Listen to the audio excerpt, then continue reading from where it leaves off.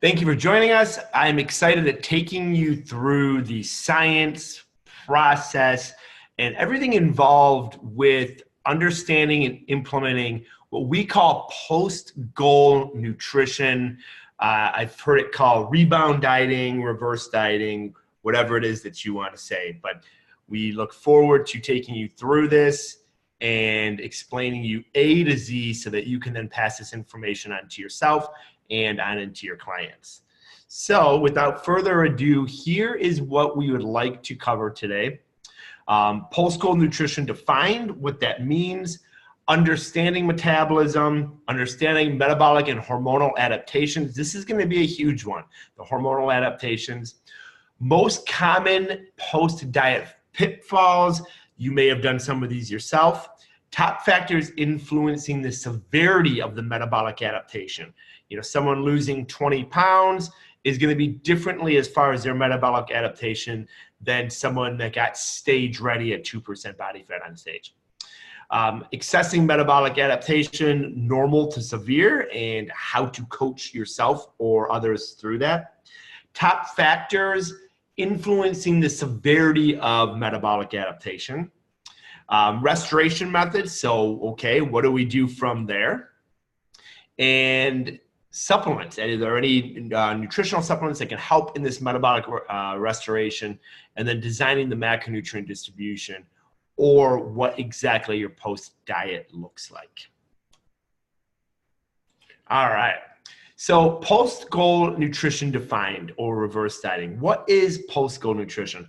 It's pretty much what at Macro Missionary we have is our third phase. So if you look at it in athletics, the first phase might be your pre-goal or your pre-season. The second phase is the actual goal or the actual season where you're working towards whatever it is that you're working towards. In most cases, it's fat loss. And then finally, all right, you've obtained that goal. Where do we go from there? So that's how we defined what is post-goal nutrition. The objective is we want to get you or your client metabolically adjusted to their new biometrics and physiology, restore metabolic function if needed. And this isn't always needed for anyone. It's the more severe the dieter, the more metabolic function tends to be on the decline or tends to need fixing. And establish the appropriate mindset to move forward in establishing a lifestyle change. We use the assess, restore, and renew method. So we want to assess for any severe metabolic adaptations. We want to then go and restore them if needed. And basically, when we say metabolic adaptations, we're talking about really your biometric adaptations. So your new weight, your non-exercise activity thermogenesis, your exercise efficiency, things like that. But we're also talking about your hormones. So a lot of times hormones need restoration, especially if the season was a one of which got you very, very, very lean. And then we want to renew. We want to create a new macronutrient profile to maintain something that is sustainable, that we can live with. Three major biometric factors that influence your total daily energy expenditure that I think it's worthwhile talking about. The first is your resting metabolic rate. Now, this is great because the resting metabolic rate doesn't tend to be influenced too much by hormones. Ironically, I used to think that it did, but the research does not necessarily support that. The resting metabolic rate, which accounts for about 40 to 50% of our total daily energy expenditure, is very, very easy to predict and is pretty reliable. So we use oftentimes the Mifflin-St. Jeor equation. So that might be something that you take a look at. There's a lot of different equations out there, but they're all pretty much within the 90 to 93% accuracy. Now, because this is the third phase of your nutrition and you're getting off a diet, you shouldn't have to worry too much about equations as you've already been calculating your food intake as you've gone along, okay? Now, what we do see that we need to take a look into is the non-exercise activity thermogenesis, or NEAT. The less we weigh, the less energy we expend doing day-to-day activities. So as we're losing fat, our body weight's typically going down, so our non-exercise activity thermogenesis tends to go down, and we tend to not account for that. So that's something that, that we want to look into. Exercise activity thermogenesis. Typically during our pre-goal and our goal phase, where we're obtaining our weight loss and so forth, we are also exercising, so we're becoming more efficient in the gym. We have a lower resting heart rate, which is good. We have increased mitochondrial density, so our body's more efficient at processing energy. All of those things are positive, especially in health and fitness, or as far as longevity goes. However, they will all lower the amount of energy or calories that you expend doing normal day-to-day activities. So you're almost recreating a new physiology that's more efficient within yourself. So think of, you're becoming a car that is fueled more off solar energy, so it can go much longer per tank of gas, as opposed to just gasoline alone, so you don't burn as much. Your exercise activity thermogenesis, again, also is going to go down. So that just means that you're going to burn less calories exercising because of the lower resting heart rate, increase in mitochondrial density, and so forth. And then typically, to obtain our weight loss, our fat loss, we're eating less calories. So the thermogenic effect of food. Now, this is only about 3 to 5% of your total daily energy expenditure, but it does need to be accounted for. It is present, and it is one of the things that kind of works against us, because we're eating less, we're burning less through the thermogenesis of food. Okay, so just something to be aware of, and some things that we'll talk to as we move forward. Now, let's talk about metabolic adaptation to weight loss. So first, we have our hormonal adaptations. Okay, so the reason why, and again, a lot of this is the more extreme the weight loss, the more extreme the dieting was, the more of these hormonal adaptations you're gonna get, okay? So, which is why you wanna give yourself time on a diet, whether the goal is to lose 15 pounds for a vacation or get super duper lean for a competition or something along those lines. But here's what's gonna happen with our hormones typically. So our ghrelin, aka the hunger hormone, that kind of tells you, that hormone tells you, hey, you've had enough to eat, you're full now, you know, you're good to go. So it's time to put the fork down. Well, the lower the level of body fat and the higher the caloric restriction, the more pronounced the impact on this hormone is. So meaning that when you get to very, very low percentages of body fat, or very, very low caloric intakes leading to low percentages of body fat, your ghrelin is no longer making you feel satisfied. So you can eat and you still feel hungry after that. Your leptin is actually present within the fat cell, and it functions more as a, hey, I'm not hungry hormone. So where the ghrelin tells you, hey, you're full, stop eating, the leptin hormone tells you, hey, it's time to eat, or it's time not to eat.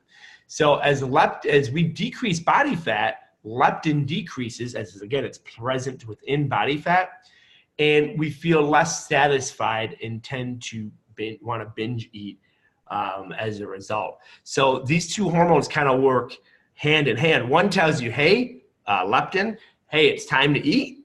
You are hungry, you need to eat. And then ghrelin tells you, hey, it's time to stop eating, you are full. Well, as ghrelin increases, you tend to want to just go ahead and eat and eat and eat. And as leptin decreases, you tend to want to eat more and more. So definitely something to be aware of. And again, generally you only see issues with these hormones really, really, really hitting the basement when you're at those single-digit % body fats or very lean. Thyroid, same thing. Thyroid hormone tends to go down, and studies show that in leaner or more calorically restricted person is, the lower their thyroid production comes. So thyroid is a big driver in how we feel and how much energy we have. So the last thing that we would want is our thyroid in the tank, which is why we do not encourage very low calorie diets. Testosterone and estrogen, you tend to have testosterone and estrogen curves or rhythms where testosterone tends to be peak in the morning and then kind of taper off throughout the day, and then estrogen follows that. When you get into very, very low percentages of body fat, testosterone tends to decline, allowing estrogen to be the predominant hormone. And that can lead to kind of a bloated look and so forth. And then, of course, cortisol. Cortisol is a positive hormone. It works with our catecholamines, particularly during exercise, to help us burn and utilize fat. Cortisol also tends to peak in the morning and then go down throughout the day. That's its natural rhythm. And we also run into issues with cortisol when the dieting gets extreme. So the big takeaway with the hormones is the more extreme, and we're going to talk to this a lot later on in the presentation, but the more extreme the dieting, the more impact it's going to have on your hormones. Exercise adaptations. We already talked about some of these adaptations as far as our VO2 max going up, so we tend to burn less calories while we exercise because our heart is stronger. There's something called your heart has called the stroke volume. It's the amount of blood per beat. Okay, so for example, if you have a high stroke volume, which a lot of marathon runners or people that are in shape have, their heart does not have to work as hard to circulate oxygenated blood to its systems. Whereas if your heart is in not very good shape, your heart has to beat a lot more times. So we tend to, as we lose body fat and as we get into exercise and get into that zone, we tend to increase our stroke volume, making our heart more efficient and thus burning less calories. These are all really good things that we want. They just lead to lower caloric expenditure. So when people's diet starts to quote unquote stall or cardiovascular activity is no longer working for them, it's not necessarily a bad thing. It's a bad thing maybe for fat loss, but it's a good thing for overall health and longevity. It's just saying, hey, your heart is getting stronger, your mitochondria is getting denser, you're becoming a more efficient human being. Then, of course, biometric adaptations. Okay, so as we lose weight, we don't need as much calories. Mainly that's because body weight is a huge driver in RMR, but also your NEAT, your non-exercise activity thermogenesis. Your NEAT greatly goes down as we lose weight, and that makes sense. I mean, if we lose 10 pounds, that's 10 pounds less that we are walking around with on a day-to-day basis. So it goes to show if you were to take a 10-pound dumbbell and walk around, you'd burn a lot more calories. So it's the same philosophy. If you take that 10 pounds off your body, you're going to burn a lot less calories. Okay. So these are the main three areas that we want to be aware of when explaining either to ourselves or to our clients, what is going on with them? Why are they stalling in their weight loss efforts? You'll find that a lot of clients, they want to use the exercise or the cardio to help lose weight, or they don't understand why they're doing all this hours and hours of cardio and not losing body fat. Now we have an answer for them. They're just becoming much, much more efficient. We want to avoid these common pitfalls. I know I've probably along the last 18, 19 years have fallen into some of these pitfalls. You may be in one of these pitfalls right now, or you may have a client that is predisposed or is in one of these pitfalls. So pitfall number one would be no coaching or plan, not factoring in new biometrics. So the client is not physiologically or psychologically prepared to embark on post-goal nutrition. Okay, and they're not provided any direction whatsoever. So the weight is typically regained in the absence of having a goal or sound nutritional coaching moving forward. So you always want to tell yourself or your clients to think bigger. So yes, you have a goal, 20 pounds, that's great, but let's think bigger than that. How are we going to look after we have the 20 pounds off? What's our game plan for keeping it off, which is, of course, what we're covering in this presentation. Pitfall 2, I call athlete syndrome. And this is a complete cessation of training, massive refeeding, negative body recompositioning, and losing muscle and gaining fat. So it's the typical yo-yo diet. We see this a lot in physique athletes, but basically they have pushed so hard to reach their goal, whether it's stage or a powerlifting platform or whatever it might be, and they just don't know where to go at all after they've reached that goal. So they just eat themselves into oblivion. Their hormones will catch up rapidly, but they can't catch up rapidly enough. So they're literally recompositioning their body, gaining fat. Typically, if they stop training, they're losing muscle. Remember, their hormones are already very low, so it's very difficult for them to keep and maintain musculature, and decreasing your training or eliminating your training altogether is probably the worst or last thing that they want to do. Then typically to deal with the massive fat gain, the bloated look, they get right back on a massive caloric restriction, go through they go through the guilt and disgust, so they go through a little mini cut or whatever they want to call it, and then they repeat this process. So think about this. So now they've already gained fat, lost muscle, and now they're going to go back into a massive deficit. We see this a lot. So that's really, really one of the main reasons why we wanted to do this presentation, is to show people how to avoid this pitfall here. And this more often recently is leading to metabolic syndrome. And this is where fat is rapidly gained. Metabolic function is not given time to catch up. A lot of the dieting extremes, the cortisol's out of the whack, testosterone's out of whack, and then they go back to, after their massive refeeding, they go back to that environment, and it just leads to some pretty ugly things, mainly metabolic syndrome, okay, which can also lead to adrenal fatigue, and that's just massive elevated levels of cortisol, low testosterone, high estrogen. You got the hunger hormones hitting. So you definitely want to advise against that. A lot of times, you know, a client will get to the stage and then want to do another show 2 or 3 months later. You really, really need to assess that and see if that's a good idea or not. It's not necessarily a bad idea in all cases, but you want to make sure that you're avoiding this pitfall number 2, because it can easily lead to pitfall number 3.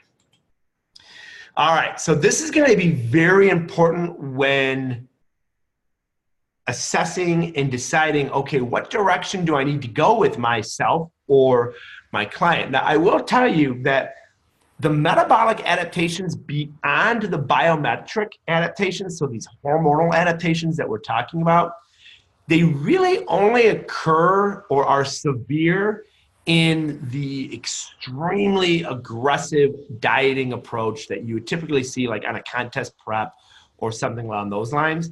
And frankly, very few people get to the levels of body fat where these things become really an issue. And honestly, a reverse diet approach really isn't required, I would say, for probably 98% of the clients that you're going to service. Now, you will have that 2% that they're in the athletic community or they are dieting for shows or whatnot. But these top factors influencing adaptation severity, this is kind of how you will gauge. So if a client says, oh man, I just had severe metabolic adaptation or hormones, and you know they're down 5 pounds and still have maybe 60 more to go, you'll be able to look at these factors and be like, no, this probably wouldn't be a candidate that needs any type of post-nutrition goal. They need to continue on into moving towards their initial goal, okay? So top factors, low body fat percentages. Typically, the lower the calories, and especially the body fat percent, the higher the metabolic adaptations tend to be. Now, that's typically needs to be mixed in with some of these other factors. I personally know people who they walk around at 5%. It's pretty crazy. They got energy. They feel great. They don't have any other metabolic adaptation factors going on. So that's just their set point, and God bless them. Okay. So it's not any one of these things that you necessarily want to look at, but combinations. And we'll talk more to that here in a little bit.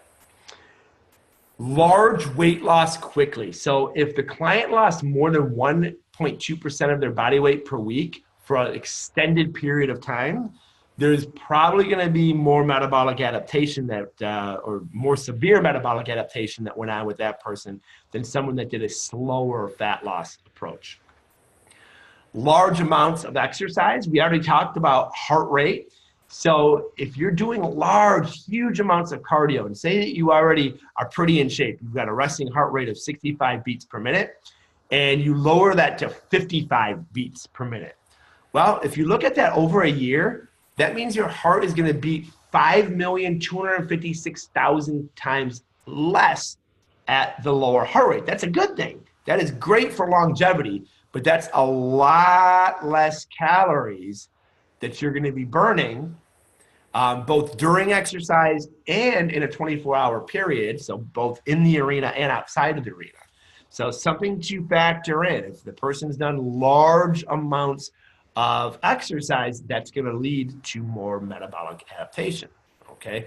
Again, good thing for overall heart health, bad thing for continued fat loss or maintenance.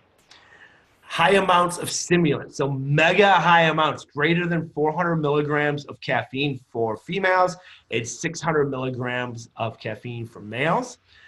Typically, the stimulants come in forms of caffeine, ephedra, yohimbe, but they will create a falsely high metabolic rate. They will increase cortisol beyond its natural rhythms. So a lot of times people will take caffeine pre or during their workout to help with those, stimulate those catecholamines and work with cortisol to burn additional fat. That's not a bad strategy.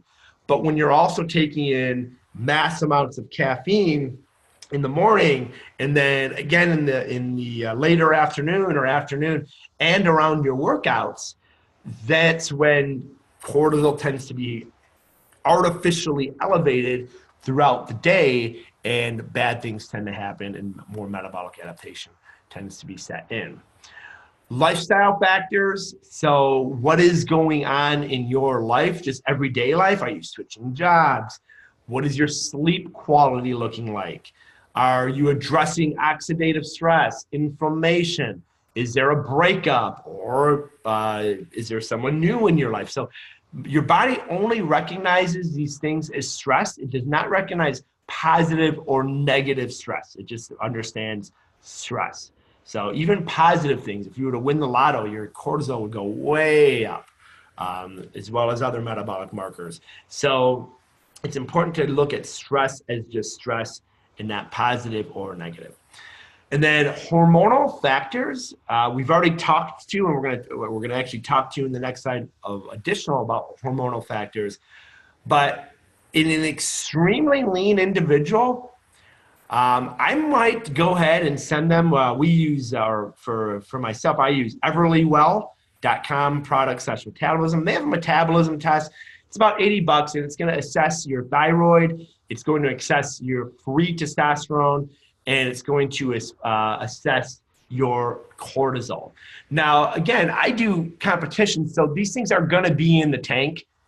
But basically, I will take this after a prep to just see, are they like really in the tank, or are they just a little bit on the lower than average side? Okay, so if you have a client or yourself where you just feel just absolutely horrible, you know, it's deeper than the pain that you can typically push through of just normal dieting, and you want to know for sure, you may want to take a look at this metabolic panel. Again, I think it's around $80, and they just mail it to you. You mail it back, and they send you your results online. But again, don't freak out if you're on the lower end. That's probably very normal, especially if you're doing 3 or 4 of these dieting extremes. Okay, which we do want to avoid. But if it's really, really in the gutter, that might be an indication to say, hey, we need to start a reverse diet now, or we need to start our post-goal nutrition now, or maybe I shouldn't do that fifth so, or whatever it might be. So what is going on with your hunger hormones? All right. You have your gastric inhibitory polypeptide. That basically is a hormone that decreases appetite. Okay, so it kind of says, hey, you don't need to eat. Well, this decreases as body fat decreases. So the leaner you get, the more of an appetite you're going to have. Okay, that's the bottom line with this hormone. Leptin, we've already talked about, but just to dive in a little bit deeper, controls appetite by signaling that we are full. Okay, so as this decreases, as body fat decreases, we tend to want to eat more. Okay, and then ghrelin stimulates appetite and signals when we are hungry. It also tells us when to kind of stop eating. So if ghrelin is out of whack, okay, and it increases as body fat decreases. So if ghrelin is very high, you want to just continue eating. You never feel full. Okay, so you can see these hormones as you lose more and more fat are going to become more and more pronounced. So, and that's how you want to look at it. If you have a lot of fat to lose, think of it as your bank account. If you have a ton of money, you have no trouble spending whatever it might be, and it just doesn't faze you. Where if you have a little bit of money, or say you have $100 in your account and you spend 90, you're going to go crazy. Well, that's exactly how your hormones are, okay? So if you have a client that's got a good amount of fat to lose, maybe 70 or 80 pounds, these hormones are going to be just fine with almost any approach that you use, any logical approach that you use. But as their body fat starts to go down, that's when, again, like the same way with your bank account, if you have millions and millions of dollars, you don't miss a couple hundred. But if you have only $100 and you lose a few bucks, you're going to miss that more. So it's all relative to how much body fat you're carrying. So what's going on with some of the other hormones? Testosterone, as we tend to get lower body fat percentages, less than 8% or less than 12% in females, testosterone tends to go way down. So if a client that is getting to that point is kind of complaining, hey, I don't have a sex drive, what's going on? You'll be able to explain this to them. Cortisol, high caffeine intake. Cortisol, again, that's your stress hormone. So high caffeine, low body fat, low caloric intake, all increase cortisol, okay? That can lead to night hunger. Cortisol is one of those things that your body can manage it pretty well, but once you've just beaten your body up and you've done high dose caffeine and you've really combined several stressors, once cortisol is elevated, it is a tough cookie to get back under control. Your T3 is typically reduced as body fat levels get into single digits. So I think the big take home that we're getting is the single digit body fats are just not a place where hormonally your body wants to be. All right, we're going to get into now the process, okay, of assessment. All right, so first is going to be goal assessment. Has the client reached their goal?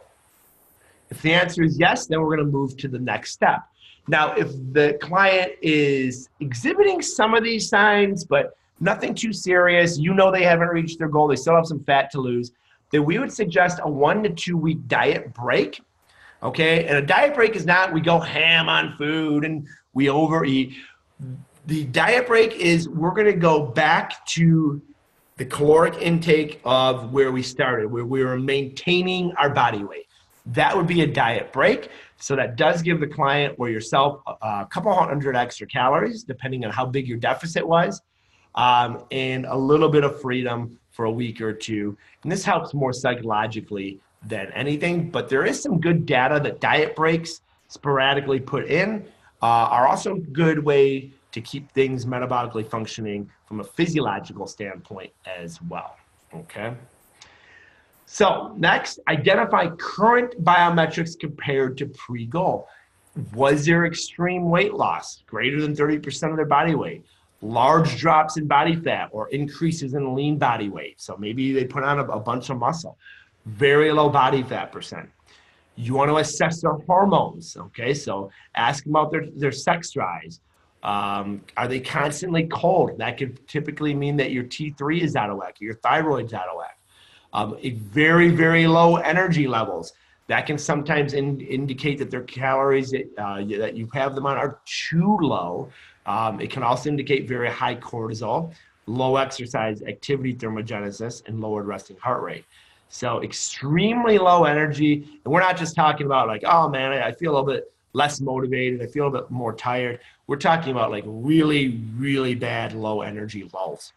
Very low resting heart rate and disrupted sleep patterns are all things that are going to look at your assessment of their hormones, and extreme hunger and thoughts of binge eating.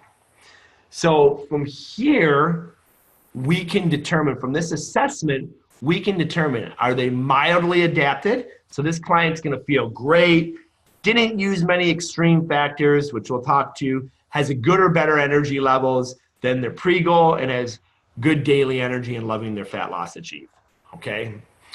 So for this person, they're good to go. They've done it, quote unquote, the right way, and once they wanna go to maintenance, we can bring them right up to maintenance calories, run their biometrics, and they're good to go. The semi-adapted, this client did kind of take into some dieting extremes, which we'll talk to. So the dieting extremes were the 5 things that we talked to over here. Okay, so these are your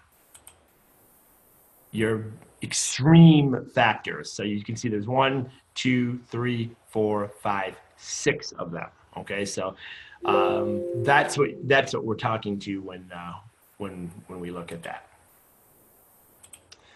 So a semi-adapted individual, they used 1 or 2 dieting extremes. So maybe they kind of overdosed on caffeine and did excessive cardio, or maybe they went very, very low on their calories and did excessive cardio. But the other metrics look okay. Okay, so they're going to be what we call the semi-adapted client. Then you have the highly adapted. This client is very well adapted, had 4 more adaptation factors, exemplifies low T, thyroid. I mean, they're just kind of a walking zombie at this point. They look good, or they may look good, but they're just everything is kind of shut down. Maybe you inherited this client from somebody else and they just did everything wrong. Or maybe this client is you and you're just like, hey, I wanted to do everything I could despite my better knowledge, and I just completely, blew out my metabolism. So what do I do now? So the restoration methods for your mildly adapted clients. Here's where we get into the nitty gritty. Most of your clients are going to fit in here, okay? I know everyone wants to think that they've gone to the extremes, which is unhealthy and not necessarily the greatest, and everyone's looking for the magic reverse diet, but most of your clients are going to fit in here. They're mildly adapted. They didn't do many extremes. They weren't a walking zombie, and their hormones and everything can rebound quite quickly, all right? So they did not take things to extreme, have moderate signs of hormonal impact, no extreme factors used, and decent energy throughout the day, normal sex drive. So what I would do in the reverse process for this particular person is week 1, I would simply eliminate added cardio if cardio was added, reformulate them to their maintenance macro. So go right up to the maintenance macronutrient distribution or maintenance diet. If you're not using macros, that's fine. So just their maintenance diet, regular off-season diet. But you want to use their new weight and activity level, okay? So if we're eliminating cardio here, we want to make sure that we take that into account into their activity level here, okay? Week 2, we want to assess, and if cardio was eliminated, lower their activity level to match the adjustment, okay? Many times people will keep the activity level higher. They'll say, I don't want to give up my cardio. That's fine with this particular person if they're mildly adapted. Week 3, we want to increase 2 to 3%. So increase their calories 2 to 3% based off how they're adhering here. Now, a lot of times they may do this on their own. They might go and have some larger meals and so forth. So we don't want to increase off an increase that they've already done by themselves, okay? But if they're pretty much following your guidance, they're in this for the long haul, they're in it to win it, 2 to 3% based off adherence, okay? You could start, because they're not really metabolically adapted, another fat loss phase with this person if they wanted to. However, I would do at least the 3 weeks of a diet break, okay, with that 3rd week building their calories up, all right? The semi-adapted client. So that's going to be around 30% of your clients will fit in here. So you are going to have some people that have done like some weight loss challenges, or they've gotten in pretty good shape. I call it photo shoot ready, maybe not show ready, but photo shoot ready. They did not take things to the extremes, too many things to the extremes. Has moderate signs of hormonal impact, used 1 or 2 extreme factors, decent energy throughout the day, and still have sound and normal sex drive, okay? So here, we're gonna use a slightly different approach. Since these clients have not taken their body fat to the extremely low range, a less aggressive restoration point is required. So eliminate the extreme factors. So if they've been adding in crazy amounts of caffeine or pre-workout, get rid of those. If they've been doing a ton of cardio, bring that down, okay? To at least 50%, and preferably cut it by 75%, okay, in the cardio. And we're going to want to bring their maintenance calories back up to maintenance, matching their biometrics, okay? So that's all what we're doing in week 1. Week 2, we want to formulate, so their maintenance macros or their maintenance calories, plus we're going to go ahead and add 5%, particularly if they're still losing. If maintaining, add 3%. If gaining, reassess adherence. Okay? So formulate to maintenance in week 2.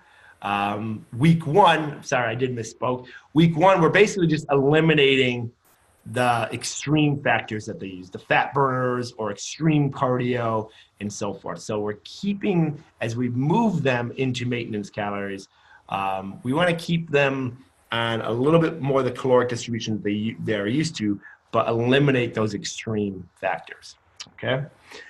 Then week 2, we're gonna go ahead and we're gonna add 5% if they're still losing, okay? If they've maintained their weight pretty good, we're gonna add 3% to their calories, all right? Week 3, move to the maintenance or pre-goal phase while continuing to make periodic increases of 2 to 3% based off adherence. And again, that's going to be on a weekly basis. For this person, I wouldn't move them into another aggressive fat loss phase. Now, you can prolong, since they're only semi-adapted, you can keep them in their initial fat loss phase, but I wouldn't bounce backwards, forward, and backwards, okay? I would do full restoration, and I would do this process at least for a few months before doing a mini cut or another cut. Okay, now we have your highly adapted client. This was me, my last contest prep. So they just did everything, well, frankly, everything kind of wrong. They had 4 or more adaptation factors, poor hormonal profile. They're in single digit, very, very low body fat percentages, no sex drive, very low energy. So this is the person that cortisol is extraordinarily high, testosterone is low. We need to get this person back and metabolically restored, okay? So the first thing is explain to them that they're not in a healthy place. The first thing that needs to happen is they need to put fat on. And yeah, it sounds great. Oh, cool, I can go eat or whatever. But a lot of times after that that huge meal, they're gonna feel bloated and they're gonna wanna jump right back on a fat loss stage. Like, oh my gosh, I feel horrible. I look horrible, look how bloated I am, come on, coach, put me right back on fat loss. I need to get rid of this. So you have to prime them, and you can do it slower, you can do it quicker, however you think it'd be better for their psyche, but you have to prime them that they are not in a place that is sustainable or healthy. Fat needs to be put back on their body. They are not meant to walk around at 5% body fat or 9% body fat if you're a female or lower. Okay? So getting them to wrap their head around that is very, very important. Determine a specific post goal that is sustainable and healthy moving through this phase. So basically, I would like to get them to the point of their off season, maybe, unless they stay real lean in their off season, maybe a percent or two below their off season weight, so that their next cut is a little bit easier. They don't have as much fat to lose. Okay. So I would allow 2 to 3 loosely tracked meals. Okay. And this would be after, a non-tracked meal. So they can have kind of whatever they want for an evening or whatnot. And just 2 or 3, just eating like an adult, but definitely if they want to get a dessert or whatnot, not a problem. Okay. So remember, some fat needs to be gained, but we don't want to put 5 pounds of fat on in 2 days. And yes, it's absolutely happened. So we want to coach them. That's part of being a good coach, not to be going completely ham with the food. Very key that they track their meals, though, so awareness is up. So just make sure that they write the meals down, track them, report them to you. Again, they can be fine. They can include dessert, include some of the foods that they've been craving in higher quantity, not a problem, but make sure you have them continue to track just so their awareness is up. Okay? And you want to keep calories to less than 4 times what their body is used to. So if they're on 2,000 calories, then 8,000 would be the absolute top of where I would want to take them in a day. And I would actually be more comfortable with like 2 or 3 times. But you don't want them doing massive feedings, where they're feeling like throwing up afterwards and so forth. All right. So after we have done this, we've had our 2 to 3 loosely tracked meals and then our 1 main meal. We move into week 1. Okay. So here, we're formulating to maintenance using their new biometrics. Okay, so using their new weight. So we're closing the caloric deficit minus 20%. So if you calculate their maintenance calories, we're taking 20% off of that because of some of the hormonal adaptations, non-exercise activity thermogenesis, and so on and so forth. Thus, if they are on 1,800 calories, which includes a 700 calorie deficit, then we're going to add the 700 back in. So we're going to close their deficit. Okay, and that's technically should be maintenance, and then take 20% off of that. Okay, so if they were at 1,800, and that was a 700 calorie deficit, we're going to take 1,800 plus 700 minus 20%, and that would be 2,000 calories for week 1. Drop cardio to 50% of what they've been doing. So we're not going to eliminate it, but we want to drop it by 50%. We want to take out all supplemented caffeine. So if before they did, a morning cup of coffee, awesome, great, that's fine. However, we want to eliminate all supplemental caffeine. So the Bang energy drinks, the C4 energy drinks, the fat burners, all of that. We want to periodize their resistance training to a deload phase of 4 weeks to protect their joints if needed. Definitely do not take out resistance training. And when I say deload, if they're feeling good, their joints feel good, then I would actually cut this maybe because they probably deloaded, especially if they're a physique athlete, a week before their show anyway. Okay. If they're not a physique athlete, but they got into really low body fat percentages, this might be a good time to do some slower training, some tension type training, but go off how they're feeling. If their joints are feeling good, then you can continue to periodize their program. If their joints are feeling a little bit beat up, then I would do 2 to 4 weeks of some type of deload training, which doesn't necessarily mean lower intensity or anything like that. It could just mean like slower reps, more tension on the muscle and so forth. But do not eliminate resistance training. All right. Week 2, it shouldn't take long, even for these individuals, for them to start to balance out their hormones, particularly, especially if we put fat back on, which we definitely wanted to do. We've explained that to them. And then week 1, their body should feel pretty adjusted at this point. Okay, as a matter of fact, their metabolism may rebound to the point where they continue to lose a little bit of fat. So in week 2, it should not take long for the hormones to need to start to normalize. The client should be feeling great and may actually be down fat at this point. So if they are losing weight, then return them directly to maintenance and add 5%. So you're going to get rid of that minus 20% here and add 5%. So you're actually adding 25% more calories.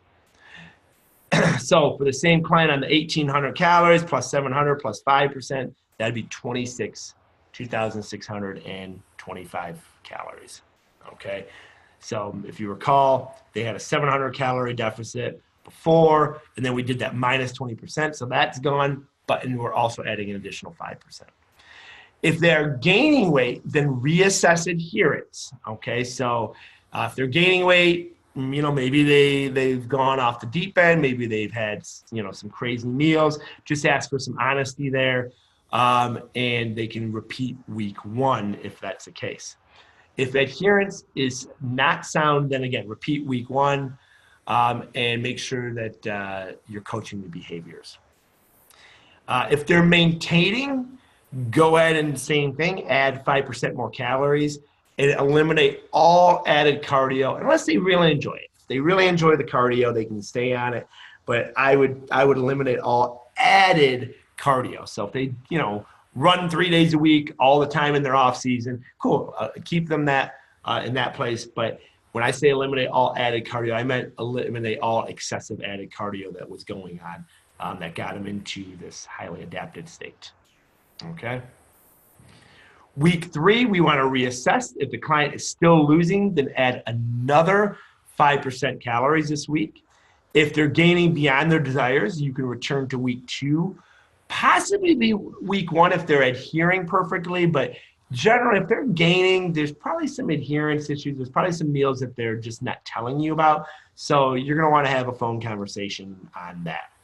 If they're maintaining, increased calories another 3%.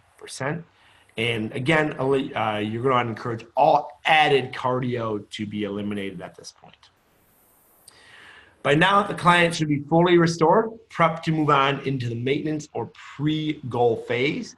It would not be proper programming for the pre-goal phase to be another fat loss phase.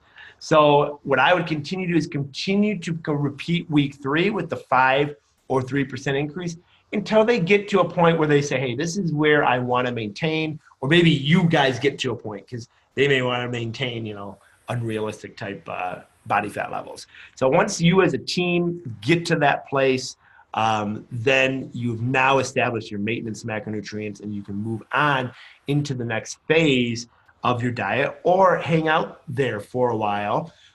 Maybe hang out in maintenance for a month or so and then do another 3% increase. That would be actually a really, really good idea. Or again, if you're going to move into your next goal, whether that be another prep or whatnot. But I would highly advise not moving into another fat loss phase, okay, for several months at least, so that full metabolic restoration can happen. And when you do hit that next fat loss phase, you've built your metabolism up to the point where it's an easier cut. Where do the caloric increases come from? Now, that's the great question. Protein should have already been formulated to their exact needs, and therefore you can leave protein alone. Now, if they just love higher protein, if they were complaining the whole prep, oh man, I always wish I could have more protein, or I always hit my protein grams so easy, not a problem. You can definitely increase their calories to include their preferences and do more protein. Okay, that's definitely not a problem at all. But other than that, you're going to match the current distribution evenly and divide between carbs evenly and fat. All right. So if they were on, say, macros, and you have your protein you're just going to take the additional increases in calories and add it to carbohydrates or fat, depending on their preference. Or you can just do I would do a 70% carb, 30% fat, just because if they're typically people that are doing this are athletes, so the carbohydrates might be a little bit more usable for them during their workouts. But if they are more of a high-fat person, then you could do the opposite. You can use 70% of the calories to fat and 30% to carbohydrate. And again, there's no problem getting protein involved there as well. If the person started their goal phase with poor insulin sensitivity, or they were following a ketogenic diet, or they are very prone to overeating sugar, and that's something you definitely want to ask them, if they're a binge sugar eater, or if they have a history of dementia or Alzheimer's, then I'd probably prioritize the caloric increase to be more fat calories than carbohydrate calories. But for the apparent healthy adult, I would have this opposite. I would do 70% carbs and 30% fat.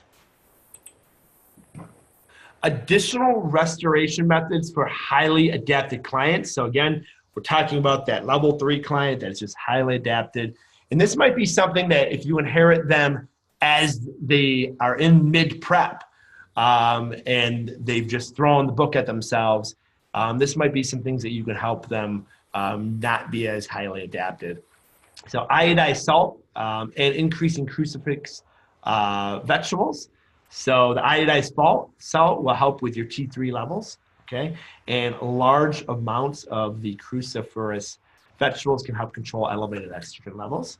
We're talking large amounts, okay? So iodized salt, we're not talking as much, maybe a teaspoon a day, but the cruciferous vegetables, they would need quite a bit. So I would definitely prioritize those vegetables. Saturated fat, a lot of times people's testosterone level starts to plummet because their saturated fat is just simply too low. So that's something that you might want to take a look at. A good saturated fat is coconut oil. It also is 50% MCT, so it kind of acts as a carbohydrate in the body. We want to, if they're on super high caffeine, we want to prioritize their sleep and start addressing their caffeine, okay? Keeping caffeine below, or additional caffeine below 200, that's a little bit lower, probably for females below 400, for males below 600. But if you inherit this client and they're taking in 1,200 milligrams of caffeine, try to start to work that down.